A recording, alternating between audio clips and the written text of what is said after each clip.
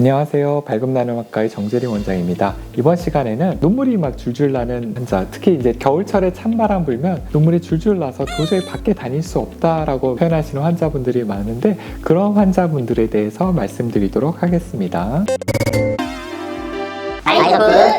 눈물의 배출 경로를 살펴보면 눈물샘은 주 눈물샘, 부 눈물샘이 있는데요. 주 눈물샘은 이제 울 때 펑펑 쏟아지는 눈물을 생성하는 주 눈물샘이고요. 부 눈물샘이 평소에 건조하지 않게 눈물을 유지하게 해주는 것은 부 눈물샘. 부 눈물샘은 결막 표면에 전반적으로 있습니다. 그래서 그것이 평소에 눈물을 유지하게 해주는데요. 그것이 생성돼서 눈물점을 통해서 눈물 소관을 통해서 눈물 주머니, 코 눈물관을 통해서 배출이 되거든요. 근데 이것이 너무 이제 눈물이 난다고 하면 다 성형외과, 그래서 눈물길 보는 의사들한테 가서 눈물길이 막혔다라고 생각을 하거든요.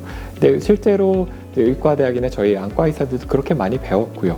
그래서 이제 눈물만 나면은 안성형 의사한테 가서 이제 눈물을 이제 크게 뚫고 막 오시는 분들이 있는데요. 그런 경우에 실제로는 안구 건조증 때문에 눈물이 나시는 분들이 굉장히 많거든요. 근데 그런 분들 오히려 눈물을 보충해 줘야 되는데 오히려 더 눈물이 뻥 뚫려서 더 건조해져 가지고 막 너무 괴로워서 오시는 분들이 있는데요. 그런 분들을 위해서 사실 좀 만들어 봤습니다. 그래서 우리가 눈물 생성이 증가하거나 눈물 배출이 감소하면은 눈물이 많이 넘치겠죠. 그래서 눈물 생성이 일정하다고 하면 이제 누점 크기나 눈물 배출구에 따라서 굉장히 많이 되는데요.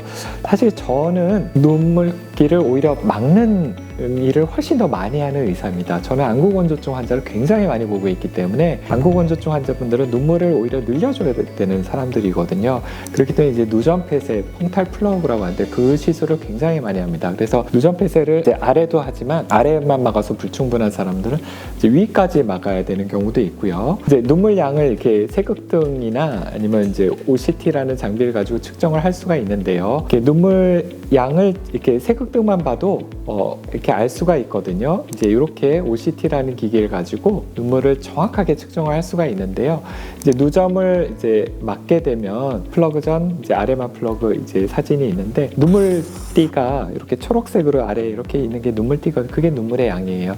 완전 바닥이잖아요. 그런 경우 이제 아래만 누점 막았더니 그래도 눈물이 조금은 늘었는데 굉장히 부족해요. 계속 건조하다고 하신 분들은 아래 위를 다 막아주면 초록색 밝은 띠가 좀 늘었죠.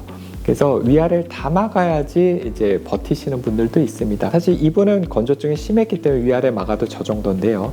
이제 위아래를 다 막으면은 눈물띠 길이가 굉장히 커지거든요. 높아지거든요. 수많은 환자, 저는 정말 거의 한 10만 명 넘게 누전 폐쇄술을 했다고 보는데 눈물띠 높이를 하도 많이 경험을 해봤기 때문에 이 환자 눈물띠 높이만 봐도 이 환자의 눈물 상태가 어떻겠다 대충 알거든요. 근데 눈물길 검사는 반드시 해봐야 됩니다. 그래서 저는 이제 눈물이 부족한 사람 눈물을 늘리는 거를 많이 해주는 의사긴 하지만 많이 늘리는 것도 하다 보니까 눈물 나는 사람들 뚫는 것도 잘합니다. 그래서 뚫는 것뿐만 아니라 제가 오늘 설명드릴 건데 눈물 흘리는 것이 생각보다 눈물길 문제보다는 생성이 증가돼서 하는 환자분들이 압도적으로 많습니다.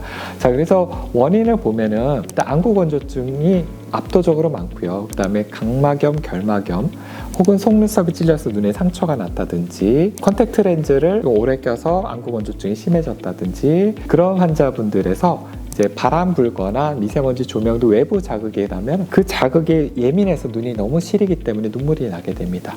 그런 경우에 그거에 맞춰서 치료를 해야 됩니다. 그런 경우에 생성이 많이 되는 환자인데 눈물길만 이렇게 넓혀주면은 이분들이 항상 눈물이 나는 게 아니거든요. 이분들은 실내에서는 괜찮다가 이제 바깥에 나가면 찬바람만 불면 눈물이 펑펑 쏟아지거든요.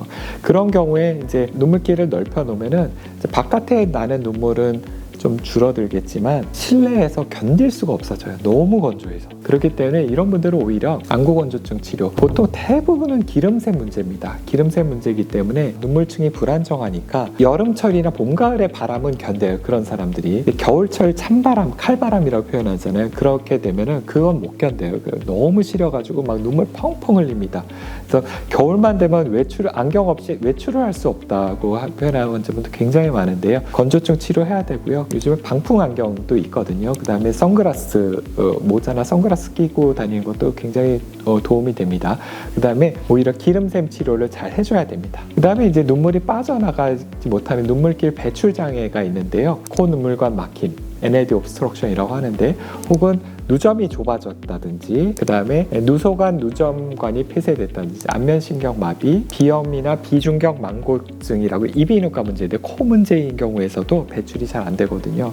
그래서 그런 경우에는 또 이제 성형외과나 요 코 문제인 경우는 이비인후과 진료도 좀 받으셔야 됩니다. 자, 그럼 그 두 가지 감별을 어떻게 하느냐? 제가 아까 말한 대로 증상이 실내에선 괜찮은지, 실외에서 심해지는지 물어봐야 되겠고요. 건조증 심하면 이제 아침에 눈곱, 통증, 가려움이 심해지면은 이제 대부분 기름샘, 안검염, 마이봄샘 문제가 많습니다. 반면에 이제 시도 때도 없이 난다 하면은 배출 장애, 그리고 양쪽이 비슷하다 하면은 그 건조증일 확률이 높고, 한쪽이 심하다고 하면 배출장애일 확률이 높습니다. 그다음에 동반 안면신경 마비 여부도 체크를 해줘야 됩니다. 여러 가지 이제 전환부 검사뿐만 아니라 관료 검사, 누점 크기도 잘 봐줘야 되겠고요. 그다음에 관료 검사에서 시린징이라고 해서 관료가 잘 되는지 해야 되고요.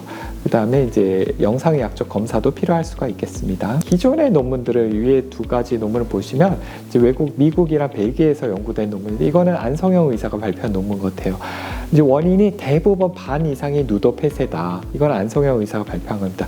그 밑에 마지막 이건 우리나라에서 발표한 논문인데, 이게 오히려 더 최근에 발표됐고 더 잘 쓴 논문입니다. 반사성 눈물이 52%다. 반 이상은 반사성 눈물이다. 생성이 증가한 거다. 건조증이다. 눈물기 이상은 한 20%밖에 안 된다. 이게 잘 쓴 논문입니다. 그렇기 때문에 실제로 눈물 나는 환자분들의 반수는 반사성 안구건조증 때문에 오는 경우가 많습니다. 그 다음에 연령대별로도 봐줘야 됩니다. 젊은 층 10대에서 40대는요 압도적으로 60에서 75%는 안구건조증이나 속눈썹 질린 이런 과대 생성이 압도적으로 많습니다. 반면에 이제 40에서 60대가 되면 이제 그때부터는 비슷해져요. 과대 생성하고 배출 장애가 비슷해지게 되고요. 60에서 80세 고령층으로 가면 그때부터는 폐쇄, 눈물길이 막혀서가 빈도가 오히려 앞지르게 됩니다. 그래서 40에서 60%가 이제 눈물길 폐쇄가 되겠고요. 그 다음에 그런 경우에 이제 뚫어줘야 되겠죠. 많은 경우에 이제 누점 협착, 그런 경우에 이제 누관절개로 아주 외래서 진짜 한 3분 만에 해결되거든요. 그렇게 해결해 줄 수가 있겠습니다. 그 다음에 남녀별로도 원인의 차이가 있어요. 안구건조증 과대 생성은 압도적으로 여성에서 비율이 높습니다. 여성에서 한 2배에서 2.5배 정도 압도적으로 높고요. 남성은 아무래도 외상에 의한 눈물길 손상, 안면신경 마비, 그런 게 비율이 훨씬 더 높습니다. 그렇기 때문에 여성인 경우에는 안구건조증 과대 생성, 남성인 경우에는 눈물길 문제가 더 많고요. 그다음에 10세 미만의 소아, 진짜 연령대별로 다른데요. 10세 이하까지는 선천성 콧눈물관 폐쇄가 거의 한 90에서 96%에 해당하게 됩니다. 그렇기 때문에 이런 선천성 눈물길 폐쇄가 소아에서는 압도적으로 많은데 10세 미만인데, 요거는 이제 치료가 이제 연령별로 기다려봐서 우리가 6개월, 1년까지는 대부분 기다리잖아요. 마사지 하면서 기다립니다. 그러다가 1세 이상일 때는 프로빙을 하든지, 그리고 2세 이상에서도 계속 지속이 되면은 이제 수술적인 치료를 하게 됩니다. 그럼 안구건조증, 기름샘이 있을 때 왜 눈물이 나느냐, 그거에 대해서 잠시 보충 설명을 하면, 우리가 마이봄샘은 기름샘, 윤활유 보호막 역할을 하게 되는데, 이 사진처럼 원래 건강한 기름은 투명한 물같이 나와야 됩니다. 투명한 물같이 나와야 되는데, 이제 그레이드로 갈수록 이제 고름처럼 나오든지 치약처럼 나오든지 아예 안 나오든지 그렇게 하게 되면 윤활유 보호막이 기능을 못 하게 돼요. 그러면 이제 찬바람이 돼서 견딜 수 없어서 이제 눈물이 되게 되죠.